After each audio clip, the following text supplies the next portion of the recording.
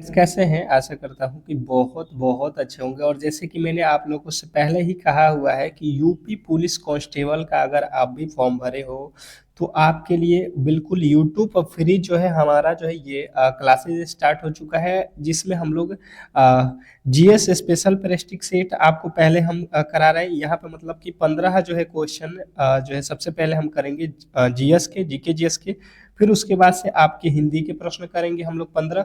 फिर आपके मैथ के करेंगे, फिर जो है रीजनिंग के करेंगे। तो ये प्रॉपर एक मैंने पेपर बनाया हुआ है जो आपके यूपी पुलिस कांस्टेबल के लिए मुझे लगता है कि रामबाण सिद्ध होगा अगर आप एग्जाम हॉल में जाओगे और इन प्रेस्टिक सेट को कर लेते हो एग्जाम से पहले, क्योंकि अभी आप लोगों के पास लमसम जो है अंतिम के 30 दिनों का समय बचा हुआ है। और ये 30 दिनों में अगर आपको सिलेक्शन लेना है तो कहीं ना कहीं आपको अपना जो सिलेबस है उसके अकॉर्डिंग तैयारी करना पड़ेगा। तो आपको सिलेबस के अकॉर्डिंग तैयारी करना है तो कहीं पे भी जाने की आवश्यकता नहीं है। पूरा का पूरा सिलेबस आपको हम इस प्रेस्टिक सीट के माध्यम से करा रहे हैं, जिसमें ऑल सब्जेक्ट आपके सभी सब्जेक्टों के प्रश्न एक ही जगह पे आपको मिलेगा। ठीक है, तो सबसे पहले हम जीके के प्रश्नों को सॉल्व करेंगे 15 ठो। फिर उसके बाद से आपके हिंदी के, फिर मैथ के, फिर रीजनिंग के। तो कहीं ना कहीं अगर आपको सिलेक्शन लेना है तो ये क्लासेज आप बिल्कुल कर लो। ठीक है, चलिएगा पहले प्रश्न की ओर चलेंगे। देखिए, सामान्य ज्ञान जीएस के प्रश्नों को हम लोग पढ़ेंगे और वो प्रश्न है जो आपको सिलेक्शन दिलाएंगे। ये वो प्रश्न है जो आपके सिलेक्शन वाले प्रश्न है। ठीक है, तो कहीं ना कहीं सिलेक्शन लेना है तो आप बिल्कुल निश्चिंत होकर इस क्लास को कर लो। बिल्कुल 100% आपको सिलेक्शन मिलेगा। आप लोगों से रिक्वेस्ट करेंगे कि जो भी मेरे दोस्त मेरी क्लास में पहली बार आए हैं तो बिल्कुल क्लास को लाइक कर लो और चैनल को सब्सक्राइब कर लो। अगर सिलेक्शन लेना है तो कहीं ना कहीं आप इसको विशेष करके ध्यान में रखो कि एक ये क्लास सुबह में होगा और एक क्लास शाम में होगा, अर्थात एक दिन में 2 हम क्लासेज कराएंगे। क्योंकि अब एग्जाम बहुत पास आ चुका है, इसलिए आपको समय की जो है बिल्कुल ध्यान में रखते हुए मैंने 2 प्रेस्टिक सेट डेली कराने की जो है यहाँ पे टाइम निकाला हुआ है। और आप पहले प्रश्न की ओर चलोगे। पहला प्रश्न आपके सामने देखिए क्या कह रहा है। उत्तर प्रदेश का कौन सा जिला पीतल नगरी के नाम से जाना जाता है? उत्तर प्रदेश का कौन सा जिला पीतल नगरी के नाम से जाना जाता है? बहुत ज्यादा इंपोर्टेंट प्रश्न है। हम फास्ट तरीके से करेंगे, आप अपना जो स्पीड बढ़ा लीजिएगा। ठीक है, पीतल नगरी के जो है आप लोग को ध्यान दे रहा है कि पीतल नगरी के रूप में हम जो है मुरादाबाद को जानते हैं। ऑप्शन नंबर बी आपके लिए बहुत इंपॉर्टेंट है। और आपको बता दूं कि ये पीडीएफ आपको बिल्कुल फ्री में मिलने वाला है। ये पीडीएफ और इसके सॉल्यूशन भी आपको बिल्कुल फ्री में मिलेगा अगर आप हमसे जुड़ते हो। तो आपको अभी बताऊंगा कि कैसे ये पीडीएफ मिलेंगे। और सिलेक्शन लेना है तो मुझे लगता है कि बिल्कुल आप रिवीजन करो, पीडीएफ लेकर इसके रिवीजन करो। दूसरा प्रश्न है, भारतीय संविधान का कौन सा अनुच्छेद अस्पृश्यता के उन्मूलन से संबंधित है? क्वेश्चन नंबर 2, दूसरे नंबर प्रश्न के जो राइट उत्तर है बताने की कोशिश करेंगे। कह रहा है कि भारतीय संविधान का कौन सा अनुच्छेद अस्पृश्यता के उन्मूलन से संबंधित है? तो जो भी मेरे दोस्त बता रहे हैं अनुच्छेद जो है 17, आर्टिकल 17 बिल्कुल आपके राइट उत्तर है ऑप्शन नंबर सी। नेक्स्ट प्रश्न आपके सामने है, कह रहा है कथक किस राज्य का शास्त्रीय नृत्य है? वीवीआई कर लो, ये प्रश्न आप वीवीआई नोट कर लो। देखना जब आप एग्जाम हॉल में बैठोगे तो इन प्रश्नों के फायदे आपको एग्जाम हॉल में देखने को मिलेगा। कथक किस राज्य का शास्त्रीय नृत्य है? तो जो भी मेरे दोस्त बता रहे हैं यहाँ पे क्वेश्चन नंबर तीसरे का जो राइट उत्तर है, क्वेश्चन नंबर तीसरे का जो राइट उत्तर है उत्तर प्रदेश, उनके बिल्कुल राइट उत्तर है जिन्होंने सी को चुना है। नेक्स्ट प्रश्न की ओर चलेंगे और अगला प्रश्न आपके सामने क्या कह रहा है देखिएगा कि जो है भारत का राष्ट्रीय गीत वंदे मातरम किसके द्वारा जो है लिखा गया? बहुत बहुत इंपोर्टेंट है, बताइएगा भारत का राष्ट्रीय गीत वंदे मातरम किसके द्वारा लिखा गया था? तो जो भी मेरे दोस्त बता रहे हैं, जो भी मेरे दोस्त यहाँ पे बता रहे हैं क्वेश्चन नंबर 4, चौथे नंबर, जो भी मेरे दोस्त बता रहे हैं बंकिम चंद्र चटर्जी, बंकिम चंद्र चट्टोपाध्याय चटर्जी, आपके बिल्कुल राइट उत्तर है ऑप्शन नंबर बी। नेक्स्ट प्रश्न आपके सामने है, कर आपका अगला प्रश्न कि जो है किस मुगल शासक ने दीन-ए-इलाही धर्म की स्थापना की थी?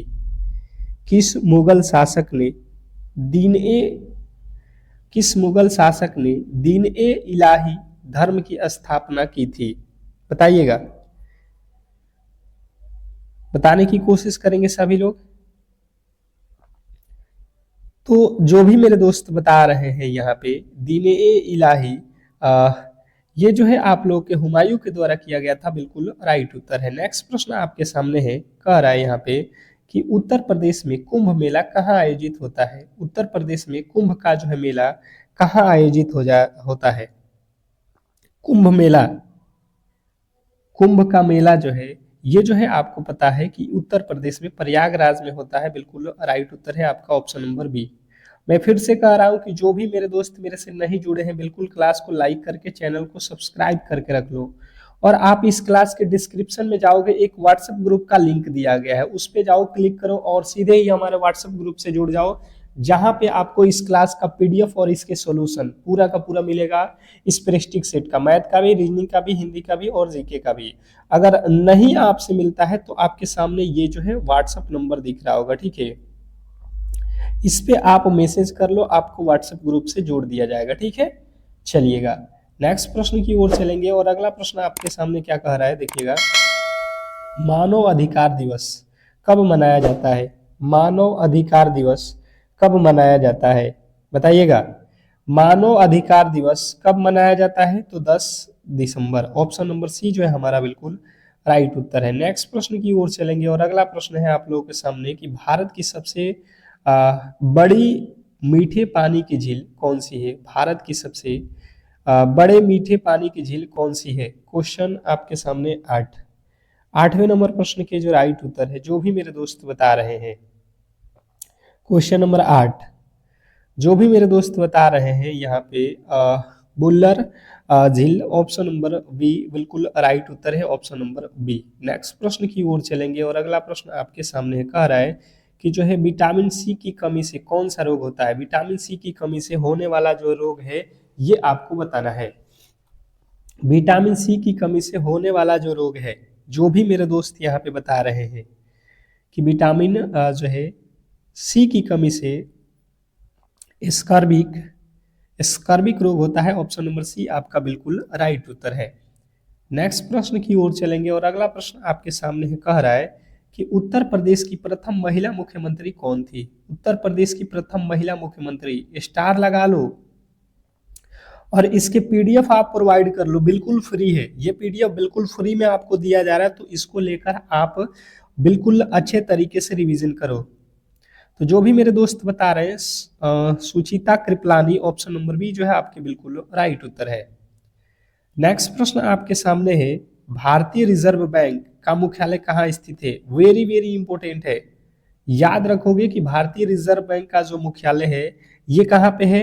मुंबई। आपको याद रखना है कहाँ पे है? Mumbai, option number C. भारतीय रिजर्व बैंक का मुख्यालय मुंबई, आपको याद रखना है। नेक्स्ट प्रश्न आपके सामने है, सूर्य की रोशनी से हमें कौन सा जो है विटामिन प्राप्त होता है? सूर्य की रोशनी से हमें कौन सा विटामिन प्राप्त होता है? बताइएगा।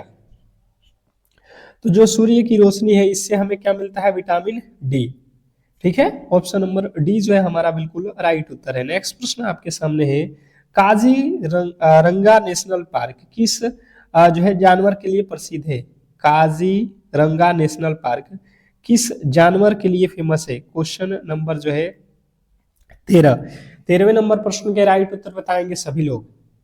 काजीरंगा नेशनल पार्क एक सींग वाले गेंडा के लिए प्रसिद्ध है, ऑप्शन नंबर बी जो है हमारा बिल्कुल राइट उत्तर है। नेक्स्ट प्रश्न आपके सामने है, कह रहा है कि जो है कंप्यूटर का मस्तिष्क किसे कहा जाता है? कंप्यूटर का मस्तिष्क किसे कहा जाता है? क्वेश्चन नंबर 14वें नंबर प्रश्न के राइट उत्तर बताएंगे कि जो है कंप्यूटर का मस्तिष्क किसे कहा जाता है? तो जिनने बताया है सीपीयू, उनके बिल्कुल राइट उत्तर है ऑप्शन नंबर सी। नेक्स्ट प्रश्न आपके सामने है, कह रहा है आपका अगला प्रश्न कि जो है भारत का सबसे ऊंचा बांध कौन सा है? भारत का सबसे ऊंचा बांध कौन सा है? Question number 15। भारत का सबसे ऊंचा बांध कौन सा है? बहुत बहुत इंपॉर्टेंट है। तो जो भी मेरे दोस्त बता रहे हैं भारत का सबसे ऊंचा बांध यहाँ पे टिटिहरी बांध, उनके बिल्कुल राइट उत्तर है ऑप्शन नंबर बी। नेक्स्ट प्रश्न आपके सामने देखिए, यहाँ पे जीके के हम प्रश्न को यहाँ पे कवर कर लिए हैं। अब इसके आगे चल रहे हैं जो है हिंदी के प्रश्नों को करेंगे, मैथ रीजनिंग के। तो अगला प्रश्न आप लोगों के सामने, और बेहतरीन तैयारी के लिए बिल्कुल आप हमसे जुड़ना ना भूलें, और आपको पीडीएफ भी फ्री दिया जा रहा है, क्लासेस भी सुबह शाम फ्री दिया जा रहा है। तो इतने लाभ आपको बिल्कुल फ्री में मिल रहे हैं, तो कहीं ना कहीं सपोर्ट आपको हम लोगों का करना चाहिए, ठीक है। यूपी पुलिस आपके लिए ये स्पेशल जो है हमने बैच स्टार्ट किया हुआ है। उत्तर प्रदेश पुलिस में अगर सिलेक्शन लेना है तो कहीं ना कहीं आपको बेहतर तरीके से इन प्रश्नों को कवर करना ही पड़ेगा। अब देखिएगा, यहाँ से आ गया गणित का प्रश्न, ठीक है। हुआ क्या है, यदि एक जो है संख्या का 20% 120 है, तो उसी संख्या का 120% क्या होगा। यहाँ पे हम लोगों से पूछा जा रहा है कि यदि एक संख्या का 20% 120 है, तो उसी संख्या का 120% क्या होने वाला है, ये हम लोगों से पूछा गया है। बिल्कुल हम सिंपल तरीके से यहाँ पे कोशिश करेंगे आपको समझाने का। देखिएगा, यहाँ पे हुआ क्या है, कोई संख्या है जिसका 20% निकालना है, तो हमें पता नहीं है कि वह संख्या क्या है, तो हमने मान लिया कि वह संख्या x है, उसका 20% निकाल रहे हैं, तो ये हो जा रहा है 120। ठीक है, क्लियर है, बिल्कुल। अब यहाँ से 20 के पहाड़े में ये 120, 20 छक्का 120 हो जाएगा, ठीक है। अब ये तिरछा तिरछी गुणा हो जाएगा, तो यहाँ से x बराबर 100 में 6 से गुणा होगा तो 600 हो जाएगा। अब इसने कहा है उस संख्या का 120% निकालो, इस संख्या का 120% हमें बताना है। तो यहाँ से 2 जीरो से 2 जीरो कट जाएगा, 12 छक्का 72, अर्थात हम कहेंगे कि वह संख्या 720 है। जिन्होंने ऑप्शन नंबर बी को चुना है उनके बिल्कुल राइट उत्तर है, जिन्होंने ऑप्शन नंबर बी को चुना है, ठीक है। नेक्स्ट प्रश्न की ओर चलेंगे, और अगला प्रश्न आपके सामने है। कह रहा है आपका अगला प्रश्न कि जो है प्रथम 5 अभाज्य संख्याओं का औसत क्या है। प्रथम 5 अभाज्य संख्याओं का औसत क्या है, क्वेश्चन नंबर 2। दूसरे नंबर प्रश्न के जो राइट उत्तर है बताने की कोशिश करेंगे सभी लोग। आपसे कह रहा है कि प्रथम 5 अभाज्य संख्याओं का औसत क्या है। तो अगर आपको पहले पता होना चाहिए अभाज्य संख्या क्या है, तो जो है अभाज्य संख्या सबसे प्रथम होता है 2, 2 के बाद से 3, 3 के बाद से आपका होता है 5, 5 के बाद से होता है 7, 7 के बाद से होता है 11, ठीक है। 9 नहीं होता है, आप अकाउंट मत कर लेना 9, नहीं तो गलत हो जाएगा। आप जोड़ लो, 11 7 18 5 23, 23 3 26 2 28, 28 और बट्टे 5 कर लो, कितना हो जाएगा, 5 पचे 25 और 5 छक्का 30, अर्थात हो जाएगा 5.6। आपके बिल्कुल राइट उत्तर है ऑप्शन नंबर बी। जिन्होंने बी को चुना है उनके बिल्कुल राइट उत्तर है। नेक्स्ट प्रश्न की ओर चलेंगे, और अगला प्रश्न आपके सामने है। कर आपका अगला प्रश्न कि एक वस्तु को 500 रुपये में खरीद कर 600 रुपये में बेचा जाए तो लाभ प्रतिशत क्या होगा। अगर कोई वस्तु है जिसे 500 रुपये में खरीद कर हम 600 रुपये में बेचे, तो हमें जो है लाभ प्रतिशत यहाँ पे बताना है कि क्या होने वाला है। चलिएगा समझिएगा, बिल्कुल सिंपल तरीके से हम यहाँ पे कवर करेंगे। बिल्कुल आपको एकदम जो है उस लेवल पे तैयार करेंगे जहां पे आपको 100% सिलेक्शन जो है मिलने वाला है, ठीक है। तो कहीं पे भी आपको घबराने की आवश्यकता नहीं है, आप हमसे जुड़ जाओ। हर एक टाइप के प्रश्न कराएंगे, हर एक लेवल के प्रश्न करा देंगे आपके जो एग्जाम हॉल में आने वाले हैं, ठीक है। तो क्लास को लाइक करके, चैनल को सब्सक्राइब करके जरूर जुड़ो। यहाँ पे देखो 500 रुपया वाला सामान अगर आप 600 रुपया में किसी से बेचोगे, तो आप कहोगे कि हमें जो है 100 रुपया का फायदा हो जाएगा। कितने पे, तो 500 पे, जितने पे आप खरीदे हो उसी पे फायदा होता है, और परसेंटेज निकालना है गुणा 100। 2 जीरो से 2 जीरो कट जाएगा, 5 के पहाड़े में 20 पचे 100, 20% जो है हमारा बिल्कुल राइट उत्तर है ऑप्शन नंबर बी। नेक्स्ट प्रश्न आपके सामने देखिएगा, यहाँ पे कह रहा है कि स्क्वायर अंडर रूट में है, अर्थात 625 प्लस अंडर रूट में है आपका 441 का जो है मान क्या होगा, ठीक है। अब यहाँ पे थोड़े से जो है यहाँ पे आप समझिएगा इसका मतलब क्या है। यहाँ पे लिखा गया है 625 प्लस 444। अब इसको जो है हमें सॉल्व करके बताना है कि कितना इसका वैल्यू होने वाला है।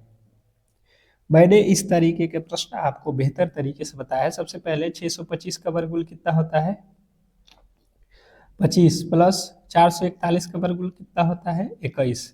21 और 25 जोड़ दो कितना होता है 46। जिन्होंने ऑप्शन नंबर बी को चुना है उनके बिल्कुल राइट उत्तर है, जिन्होंने बी को चुना है। नेक्स्ट प्रश्न की ओर चलेंगे और अगला प्रश्न आपके सामने है, देखिएगा एचसीएफ और एलसीएम से रिलेटेड प्रश्न है। कह रहा है कि दो संख्याओं का अनुपात यहाँ पे 3:4 है और इनका जो है एलसीएम 112 है, तो उन संख्याओं का योग क्या होगा। जो ये संख्याएं हैं इनका योग जो है हमें पता करना है। सबसे पहले आपको यहाँ पे ध्यान देना है कि इसने कहा क्या है। इसने कहा है कि दो संख्याओं का अनुपात हमारे पास है, तो हमारे पास है एक संख्या 3 और एक संख्या है 4। इन दोनों का एलसीएम हम निकाल लेते हैं। 3 और 4 का एलसीएम कितना होता है 12, तो 12 x हो जाएगा। ये कह रहा नहीं, एलसीएम तो हमारे पास है 120। ठीक है जी। अब यहाँ पे 12 के पहाड़े में काट देंगे तो x का वैल्यू कितना आ जाएगा 10।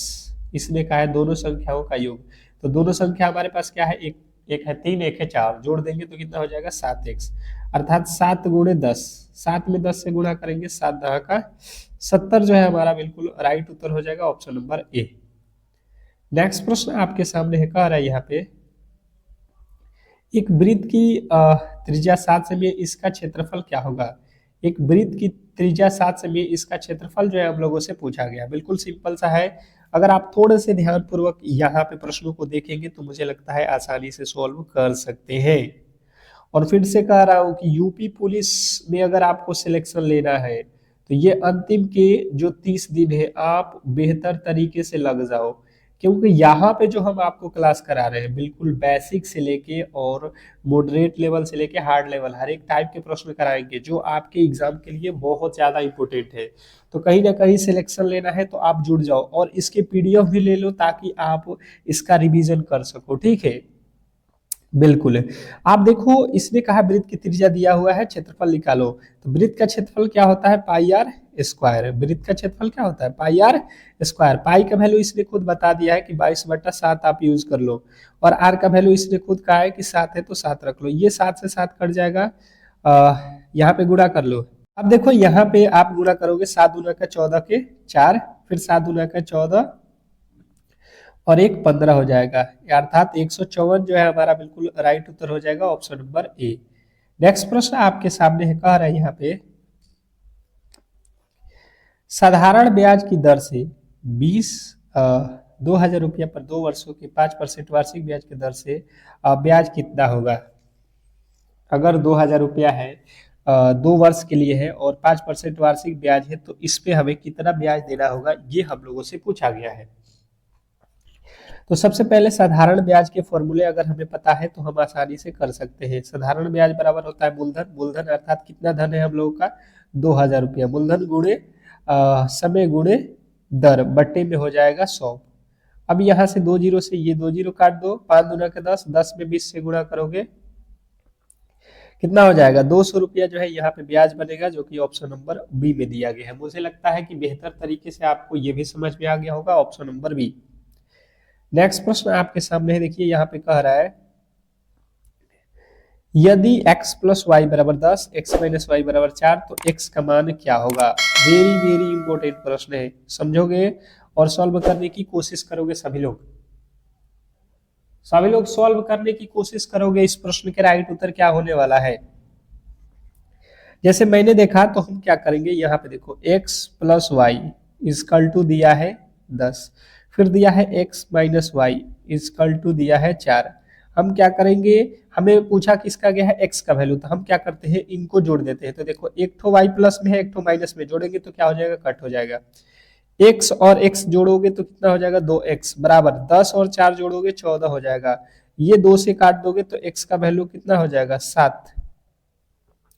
7 जो है आपके बिल्कुल राइट उत्तर है ऑप्शन नंबर ए। जिन्होंने ए को चुना है उनके बिल्कुल राइट उत्तर है। नेक्स्ट प्रश्न आपके सामने है, कह रहा है कि जो है एक वर्ग का परिमाप 40 सेमी है, इसका क्षेत्रफल क्या होगा। एक वर्ग का परिमाप 40 सेमी है, इसका क्षेत्रफल क्या होगा। तो सबसे पहले आप देखो यहाँ पे वर्ग का परिमाप क्या होता है। वर्ग का परिमाप क्या होता है 4 गुणे भुजा, अर्थात 4a। इसने कहा नहीं, ये तो है 40, हम यहाँ से काटेंगे तो ए का वैल्यू निकाल देंगे 10, अर्थात जो हमारा भुजा है वो आ गया 10। इसने कहा क्या है कि इसका क्षेत्रफल, क्षेत्रफल बराबर क्या होता है, भुजा भुजा स्क्वायर, यही तो होता है फॉर्मूला, भुजा स्क्वायर। भुजा कितना दिया है 10, 10 का स्क्वायर कर दो आप, 10 का स्क्वायर कितना होता है 100। 100 जो है आपके बिल्कुल राइट उत्तर है, जो कि ऑप्शन नंबर सी में दिया गया है। मुझे लगता है आपको क्लियर समझ में आ गया होगा। नेक्स्ट प्रश्न आपके सामने देखिएगा, कह रहा है 15, 25 और 30 का एलसीएम एचसीएफ निकालना है, महत्तम समापवर्तक हमें। 15, 25 और 30 का एचसीएफ हमें पता करना है। आ जाइए, बेहतर तरीके से हम देख लेते हैं यहाँ पे। एचसीएफ का मतलब होता है कि वह बड़ी से बड़ी संख्या जो इन तीनों संख्याओं को विभाजित कर सके। तो आप बताओ 15, 25 और 30 वह कौन सी संख्या है जिससे ये तीनों संख्या पूरा पूरा विभाजित हो। देखिए 15 से तो 15 में भाग लग जाएगा, लेकिन 25 में नहीं लगेगा, ये बिल्कुल गलत। 10 से 15 में भाग नहीं लगेगा, ये भी गलत। ये 5 से देख लो, 5 से 15 में भी भाग लगेगा, 25 में भी लगेगा और 30 में भी लगेगा। 5 ऐसा संख्या है जिसमें तीनों से भाग लग रहा है, यही हमारा जो है क्या हो जाएगा, मसा हो जाएगा। बात आपको क्लियर समझ में आ गया होगा। नेक्स्ट प्रश्न, अगला प्रश्न आपके सामने है, देखिएगा। अब देखिए आप लोगों को यहाँ पे रीजनिंग के क्वेश्चनों को हम सॉल्व करेंगे। मुझे लगता है कि अगर आप इस तरीके से क्लास करते हो तो ही आपको सिलेक्शन मिलने वाला है, क्योंकि देखिए हर एक सब्जेक्ट में आपकी अच्छी पकड़ होनी चाहिए सिलेक्शन के लिए, ठीक है। और मैंने इसीलिए जो है आपके हर एक टॉपिक के प्रश्नों को एक ही साथ यहाँ पे करा रहा हूँ। क्या कह रहा है आपका अगला प्रश्न, देखिएगा यहाँ पे रीजनिंग का प्रश्न है, बेहतर तरीके से समझना है आपको। कह रहा है यहाँ पे कि जो है भारत का संबंध बाघ से है, तो संयुक्त राज्य अमेरिका का संबंध किससे होगा, ये हम लोगों को यहाँ पे बताना है। चलिएगा बताने की कोशिश कीजिए, सभी लोग बताने की कोशिश कीजिए। आप क्या कहोगे, आप कहोगे कि जो है यहाँ पे जो आपका भारत है, ये भारत देश है और इसका जो है राजकीय पशु क्या है, तो बाघ है। उसी प्रकार संयुक्त राज्य अमेरिका, इसका जो है राष्ट्रीय पशु क्या है, ये राष्ट्रीय पशु है, तो यहाँ पे भी हमें बताना है। तो क्या हो जाएगा, आप बिल्कुल बताओगे वर्ल्ड ईगल। वर्ल्ड ईगल अगर आपने बताया है ऑप्शन नंबर बी, तो बिल्कुल राइट उत्तर है, जो कि आपको चित्र में दिखाई दे रहा होगा। अगला प्रश्न आपके सामने है, ऑरेंज को ये लिखा जाता है तो एप्पल को क्या लिखा जाएगा, बताएंगे यहाँ पे। आपके राइट उत्तर क्या होने वाला है,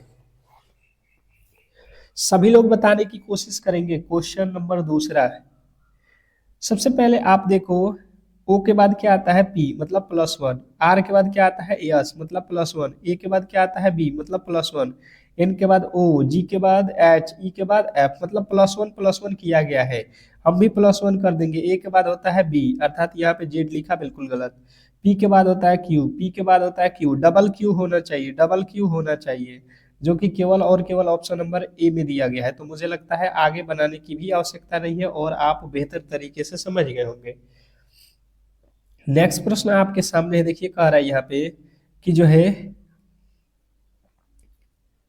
दिए गए विकल्पों में से विषम को चुनना है। जो दिया गया विकल्प है इसमें जो है हम लोगों को विषम चुनना है। विषम सबसे पहले आप देखोगे विषम कौन सा है हमारे पास, यहाँ पे आप देख लो, ये है अगस्त, ये आप टाइपिंग एरर है, यहाँ पे महीना का नाम क्या है, AUGUST कर लो, अगस्त। अब बताओ इसमें अलग क्या है, चारों ही महीने के नाम है तो अलग क्या है, हमें ये जो है बताना है। तो सबसे पहले ध्यान दो, जनवरी यहाँ पे क्या है 31 दिन का, मार्च कितने दिन का 31 दिन का, जून कितने दिन का 30 दिन का, और अगस्त कितने दिन का 31 दिन का। तो सभी के सभी जो है यहाँ पे 31 दिन वाले एक जैसे हैं, और जो आपका जून है ये 30 दिनों का होता है, तो अलग हमारा ऑप्शन नंबर सी हो जाएगा। नेक्स्ट प्रश्न आपके सामने है, देखिए श्रृंखला से रिलेटेड प्रश्न कह रहा है कि सीरीज को पूरा करें। जो आप लोगों के सामने सीरीज दिया गया है इसको आप लोगों को क्या करना है, पूरा करना है। बताने की कोशिश करेंगे सभी लोग कि इस प्रश्न के जो राइट उत्तर है वो क्या होने वाला है, इस प्रश्न के जो राइट उत्तर है वो क्या होने वाला है। सबसे पहले आप देखो यहाँ पे कि जो है 2 से 4 हुआ, तो 2 से 4 कब हो जाएगा, तो जब हम 2 से 6 कब हो जाएगा, जब 4 जोड़ देंगे। 6 से 12 जब हम 6 जोड़ देंगे 6 में। 12 से 20 जब हम यहाँ पे 8 जोड़ देंगे। 20 से 30 जब हम इसमें 10 जोड़ देते हैं। ठीक है, तो इसके आगे हम क्या करेंगे, तो इसके आगे हम 4 से 6, 6 से 8, 8 से 10, 10 से यहाँ पे 12, 12 जोड़ेंगे तो ये हो जाएगा 42। जिन्होंने ऑप्शन नंबर बी को चुना है उनके बिल्कुल राइट उत्तर है। नेक्स्ट प्रश्न आपके सामने है, कह रहा है यहाँ पे आपका अगला प्रश्न कि यदि डॉग को ये लिखा जाता है तो कैट को क्या लिखा जाएगा। यदि डॉग को 26 लिखा जाता है तो कैट को क्या लिखा जाएगा, बताएंगे सभी लोग, सभी लोग बताएंगे। क्वेश्चन आपके सामने है चौथा। सबसे पहले अगर आप देखोगे तो क्या हो जाएगा, यहाँ पे डी होता है 4 पे, ओ होता है 15 पे, जी होता है 7 पे। अगर हम सबको ऐड करते हैं तो कितना हो जाएगा, 15 4 19 6 और नहीं 7 26। बिल्कुल अंकों को हमें दिख रहा है कि योग किया गया है। ठीक है, तो हम भी क्या करते हैं, अंकों का योग कर लेते हैं। अंकों का योग करेंगे तो क्या हो जाएगा, सी होता है 3 पे, ए होता है 1 पे, टी होता है 20 पे, तो 20 1 21 3 24। सिंपल था, आप आसानी से कर लिए होंगे। नेक्स्ट प्रश्न आपके सामने है, कह रहा है कि ये जो चिन्ह दिया गया है इसको चिन्ह बदलने पर, चिन्ह को बदलने पर, चिन्ह को बदलना है हमें। चिन्ह का तो वैल्यू दिया नहीं गया है, तो चिन्ह कैसे बदलाएगा, चिन्ह तो बदलाएगा नहीं। फिर क्या होगा, यहाँ पे चिन्ह तो देना चाहिए, यहाँ पे बदलने वाला वैल्यू। तो आप यहाँ पे क्या करो, इस प्रश्न में चिन्ह नहीं दिया गया, आप डायरेक्ट सॉल्व कर लो। ये 10 में 5 से भाग दे दो, यहाँ पे थोड़ा सा एरर हो गया है। यहाँ पे भाग दो, कितना हो जाएगा, 5 दूना का 10 प्लस 2 माइनस का 5। ये 2 2 4, 4 में से 5 घटा दो, कितना आएगा -1।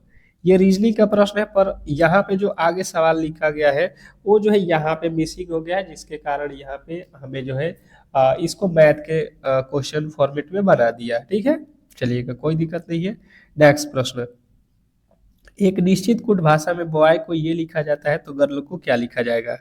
चलिएगा, बताइएगा कि एक निश्चित कुट भाषा में हमने क्या यहाँ पे देखा है कि बॉय को लिखा क्या है, और यहाँ पे कह रहा है कि आप जो है बताने की कोशिश करेंगे कि गर्ल का क्या हो जाएगा। तो बी होता है कितने पे, 2 पे, ओ होता है 15 पे, और वाई होता है 25 पे। 25 15 कितना होता है 40, और 2 42। ये भी अंकों को जोड़ा है, अब भी अंकों को जोड़ दो। जी होता है 7 पे, आई होता है 9 पे, आर होता है 18 पे, एल होता है 12 पे।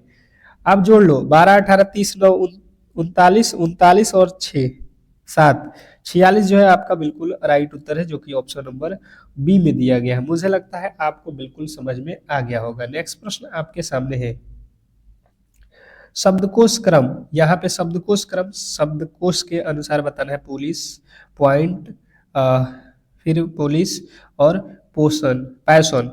तो यहाँ पे हमें शब्दों के अनुसार यहाँ पे चुनना है। तो क्या होने वाला है, सबसे पहले आप देख लो। सबसे पहले क्या होगा, P O P O P O P O सब में है, उसके बाद एल है, आई है, एल है, आई है। तो आई सबसे पहले होगा, इन दोनों में से कौन होगा पहले, तो देखो आई एन आई एस, तो एस वाला बाद में होगा, पहले ये हो जाएगा 2, 2 पहले होगा, 2 के बाद से आएगा आपका 4, 2 4 से स्टार्ट होना चाहिए, 2 4, 2 4 नहीं है। ऑप्शन नंबर केवल और केवल ऑप्शन नंबर 1 में दिया गया है, इसके आगे हमें बनाने की भी आवश्यकता नहीं है। अगला प्रश्न आपके सामने है, लिखा है कलम कलम का संबंध लिखना से है तो चाकू का संबंध किससे होगा। कलम का संबंध लिखने से है तो चाकू का संबंध किससे होगा। आप सिंपल तरीके से, एनालॉजी का है, बहुत इजी प्रश्न है, काटना से हो जाएगा। जिन्होंने ऑप्शन नंबर ए को चुना है उनके बिल्कुल राइट उत्तर है। नेक्स्ट प्रश्न आपके सामने है, कह रहा है यहाँ पे, यदि मैन को जो है ये लिखा जाता है तो स्काई को क्या लिखा जाएगा। यदि मैन को ये लिखा जाता है तो स्काई को क्या लिखा जाएगा, समझिएगा। सबसे पहले आप देखो, यम के बाद एन होता है, ए के बाद बी, एन के बाद एन के पहले यानी कि -1 कर दिया है, इन दोनों में प्लस का 1 किया है। अब भी वही काम कर दो। एस के बाद होता है टी, के बाद होता है एल, और वाई से आपको पहले लिखना है, यहाँ पे -1 करना है, तो ये हो जाएगा एक्स। ऑप्शन नंबर बी, आपको थोड़ा सा दिमाग लगाना था। नेक्स्ट प्रश्न की ओर चलेंगे और अगला प्रश्न आपके सामने है, देखिएगा कह रहा है कि रोज को ये लिखा जाता है, चेयर को ये लिखा जाता है, तो सर्च को क्या लिखा जाएगा? बताएंगे सभी लोग। क्या लगता है आपको? सिंपल है, बहुत सिंपल है, आप देख लो यहाँ से।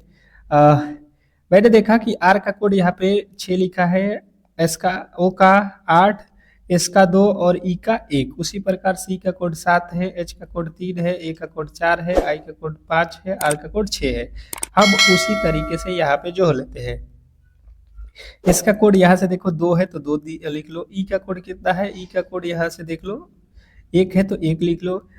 ए का कोड कितना है? ए का कोड यहाँ से देख लो 4 है तो 4 लिख लो। अब यहाँ पे इसके आगे आओ, ये गलत हो जाएगा। आर लिखा है, आर का कोड कितना है? यहाँ से देख लो 6 है, यहाँ पे 7 लिखा, बिल्कुल गलत। फिर सी है, सी का कोड कितना है? यहाँ से देख लो 7 है, अर्थात 7 पहले आएगा, ये गलत। ऑप्शन नंबर हमारा ए जो है बिल्कुल राइट उत्तर है, जिन्होंने ए को चुना है। जो भी मेरे दोस्त ए को चुने हैं उनके बिल्कुल राइट उत्तर है। नेक्स्ट प्रश्न की ओर चलेंगे और अगला प्रश्न आपके सामने है। कह रहा है यहाँ पे कि यदि सन को ये लिखा जाता है तो मून को क्या लिखा जाएगा? यदि सन को ये लिखा जाता है तो मून को क्या लिखा जाएगा? आप सिंपल तरीके से देख सकते हो, समझ सकते हो। सबसे पहले इसके कोड को लिखो। यस होता है 19 पे, यू होता है 21 पे और एन होता है 14 पे। आप देख लो कितना हो जाएगा, 21 और ये 19, 40 और 14 54। तो अब जो है आप सन को निकाल लो, मून को निकाल लो। एम होता है 13 पे, ओ होता है 15 पे, फिर ओ होता है 15 पे, फिर आपके कितना है? एन होता है 14 पे। ये कितना हो जाएगा? 30 14 44 44 13 57। आपका बिल्कुल राइट उत्तर है ए। नेक्स्ट प्रश्न आपके सामने है कि उत्तर की ओर मुख करके 80 डिग्री मुड़ा, मुख किस दिशा में होगा? अगर आप जो है 80 डिग्री उत्तर के तरफ मुख करके, उत्तर के तरफ मुख है और आप उत्तर की ओर मुख करके 180 डिग्री घूमते हो तो आप किस दिशा में जाओगे? ये प्रश्न पूछा गया है। तो देखो अगर आप यहाँ पे हो, यहाँ पे उत्तर का मतलब ऊपर, आप यहाँ पे ताक रहे हो और 80 डिग्री 180 डिग्री घूमोगे तो यहाँ पे आ जाओगे, बिल्कुल इस लाइन में नीचे की तरफ आ जाओगे। तो ये नीचे कौन सा होता है? दक्षिण।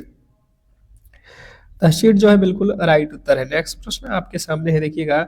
अब जो है हिंदी का प्रश्न है, देखिएगा।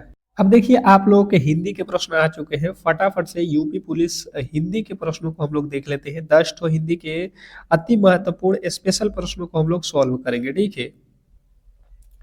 देखिए इसने कहा है कि जो है हिंदी किस भाषा की किस भाषा परिवार की भाषा है? हिंदी किस भाषा परिवार की भाषा है? तो हिंदी जो है आप लोगों को ध्यान देना है कि ये कौन से लैंग्वेज का है, हिंदी किस लैंग्वेज का है। तो आपके जो राइट उत्तर है ये आप लोग याद रखोगे, भारोपीय। भारोपीय जो है आपके बिल्कुल राइट उत्तर है। नेक्स्ट प्रश्न आपके सामने है, कह रहा है यहाँ पे कि जो है व का उच्चारण स्थान क्या है? व का उच्चारण स्थान बहुत बहुत इंपोर्टेंट है। व का उच्चारण स्थान क्या है? व का उच्चारण स्थान क्या है? व बोलोगे तो आपको ओष्ठ से आ रहा है। ऑप्शन नंबर बी जो है आपके बिल्कुल राइट उत्तर है। नेक्स्ट प्रश्न आपके सामने है, कह रहा है आपका अगला प्रश्न, शुद्ध वर्तनी का चयन करें। शुद्ध वर्तनी का जो है चयन करना है आपको, शुद्ध वर्तनी का चयन करना है। बताइएगा इसमें कौन सा जो है कवित्री वर्ड सही लिखा गया है? तो देखिए कवित्री जो ऑप्शन नंबर सी में लिखा गया बिल्कुल राइट उत्तर है, ऑप्शन नंबर सी। नेक्स्ट प्रश्न आपके सामने है, कह रहा है यहाँ पे पुरस्कार में कौन सा संधि है? पुरस्कार में कौन सा संधि है बताएंगे? पुरस्कार में कौन सी संधि है? Question number 4। पुरस्कार में कौन सी संधि है? तो जिन्हें बताया है पुरस्कार में विसर्ग संधि है। ऑप्शन नंबर सी जो है हमारा बिल्कुल राइट उत्तर है। नेक्स्ट प्रश्न आपके सामने है, कह रहा है कि दशानन में कौन सा समास है? दशानन, दशानन में कौन सा समास है? तो देखिए दशानन जो होता है ये रावण को कहा जाता है, अर्थात बहुब्रीही हो जाएगा। जितने भी आप अर्थ दूसरा निकालते हो वो सभी के सभी बहुब्रीही में आता है। अंधे की लकड़ी, अंधे की लकड़ी मुहावरे का अर्थ क्या है? अंधे की लकड़ी के मुहावरे का अर्थ क्या है बताएंगे? Question number 6। छठे नंबर प्रश्न का राइट उत्तर हो जाएगा एकमात्र सहारा। ऑप्शन नंबर सी जो है हमारा बिल्कुल राइट उत्तर है। नेक्स्ट प्रश्न आपके सामने है, अस्थाई भावों की अस्थाई भावों की कुल संख्या कितनी है? अस्थाई भावों की कुल संख्या कितनी है? तो अस्थाई भावों की कुल संख्या जो है 9 होती है, आपको याद रखना है। नेक्स्ट प्रश्न आपके सामने है, चौपाई के चौपाई के प्रत्येक चरण में कितनी भाषाएं होती है? चौपाई के प्रत्येक चरण में कितनी जो है भाषाएं होती है? तो जो भी मेरे दोस्त बता रहे हैं 16, उनके बिल्कुल राइट उत्तर है। नेक्स्ट प्रश्न आपके सामने है, आधुनिक युग की मीरा किसे कहा जाता है? आधुनिक युग की मीरा किसे कहा जाता है? तो आधुनिक युग की मीरा जो है महादेवी वर्मा को कहा जाता है, आपको याद रखना है। अगला प्रश्न है, अरण्य का पर्यायवाची शब्द क्या है? अरण्य का पर्यायवाची शब्द क्या है? तो जो भी मेरे दोस्त बता रहे हैं, अरण्य का पर्यायवाची शब्द कानन होता है, जो कि ऑप्शन नंबर ए में दिया गया है, बिल्कुल राइट उत्तर है। तो इस तरीके से जो है आज के क्लास को हम यहीं पे समाप्त करेंगे, और अगर आपको ये क्लास अच्छा लगा है तो बिल्कुल क्लास को लाइक करके चैनल को सब्सक्राइब करके रख लो। इसको पीडीएफ लेना है तो जो भी मेरे दोस्त इस जो है क्लास के डिस्क्रिप्शन में लिंक दिया गया है व्हाट्सएप ग्रुप का, वहां पे जुड़ जाओ। मिलते हैं नेक्स्ट क्लास शाम में, तब तक के लिए धन्यवाद।